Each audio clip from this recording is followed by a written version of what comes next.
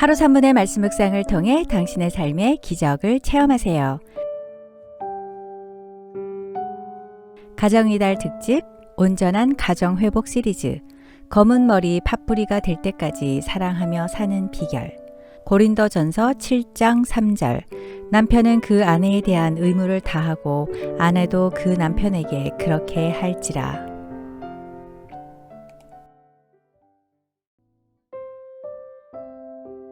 결혼 30주년을 맞이한 60세 동갑 부부가 있었습니다. 결혼 기념일에 천사가 나타나서 소원을 한 가지씩 들어주겠다고 했습니다. 아내가 먼저 말했습니다. 그동안 워낙 가난하게 살다 보니 여행을 못했는데 세계 일주 여행을 한번 해보았으면 좋겠네요. 그러자 천사가 항공권과 여행 경비를 건네주었습니다. 소원을 말하자마자 이루어지는 것을 지켜본 남편이 아내의 눈치를 슬슬 살피더니 멋쩍게 웃으면서 말했습니다. 나보다 30살 젊은 여자와 살았으면 좋겠네요. 그 말에 천사는 그동안 두 분이 열심히 살아서 드리는 혜택인데 소원을 안 들어드릴 수도 없고 아무튼 그렇게 원하신다면 이루어 드리지만 그러나 참 이상한 소원도 다 있네요. 라면서 남편을 향해 날개를 폈습니다. 그런데 예쁜 새댁이 나타난 것이 아니라 남편이 폭삭 늙어 90세의 노인이 되어버렸습니다. 분수를 모르는 사람의 욕심이 얼마나 허망한 것인지 깨닫게 해주는 이야기입니다. 잠언 5장 18절.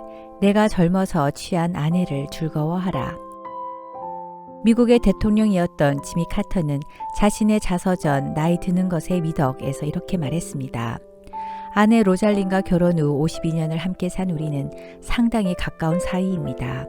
우리의 유대감은 나이가 들어가면서 더욱 튼실해졌고 서로의 필요성을 절실히 느끼게 되었습니다.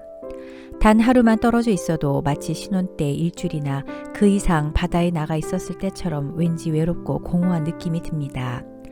나이 들면 젊었을 때보다 더 서로에게 헌신적이 된다는 점에는 의문의 여지가 없습니다. 인생의 황혼기에 들어선 우리에게 가장 중요한 것은 가능한 한 오래 사는 것이 아니라 기쁨과 흥분과 모험과 성취가 가득한 매 순간을 맛보는 것입니다.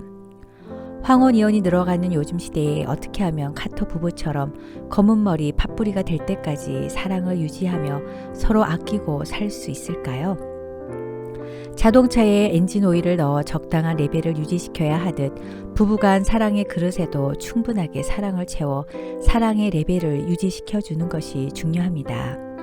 결혼 생활에 빈 사랑의 그릇을 그대로 두고 지내는 것은 엔진 오일을 넣지 않고 자동차를 달리는 것보다 더 위험합니다.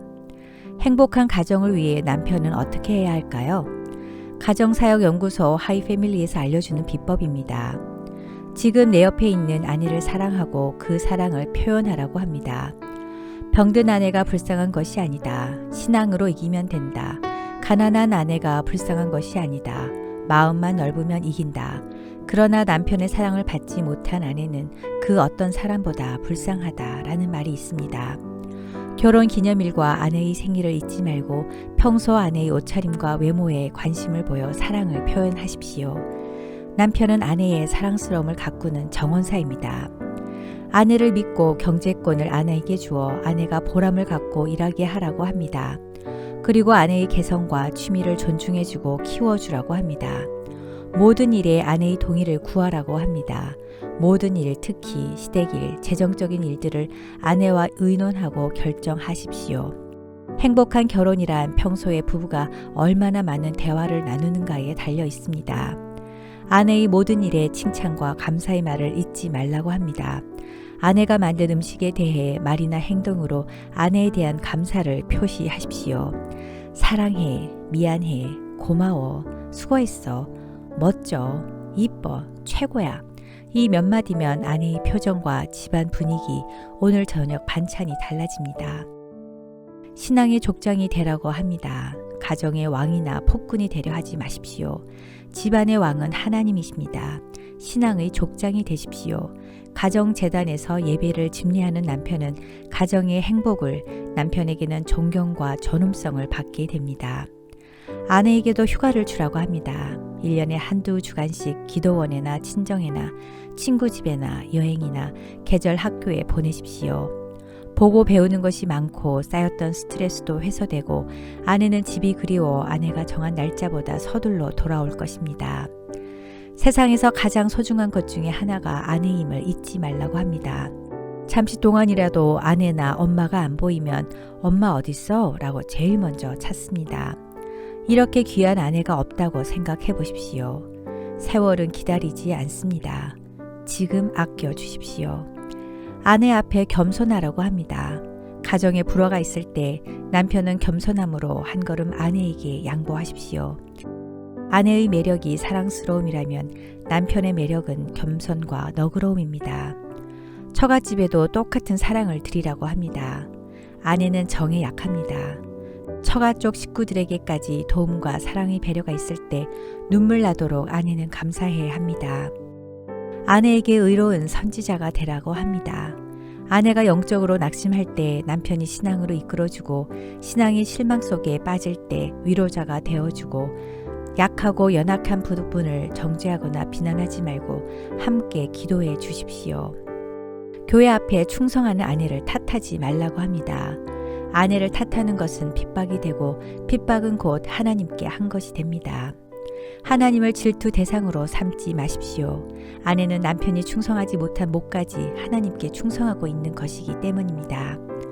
세월이 지난 후 아내의 충성은 자녀에게 귀한 신앙의 유산이 되고 우리 가정에 축복을 가져다 줄 것입니다.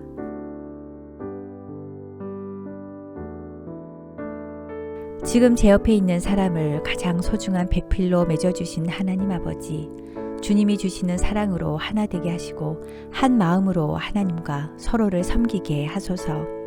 부족함을 지적하고 사랑받기만을 원했던 저를 용서하시고 서로의 마음에 귀 기울이며 영혼의 대화로 소통하게 하소서. 서로의 아픔과 상처를 위로하고 기쁨을 나누는 부부, 영과 진리로 하나님 앞에 나가 예배하는 가정, 믿음 안에서 우리 가족 모두가 하나됨의 기쁨을 누리게 하소서. 예수님 이름으로 기도드립니다. 아멘.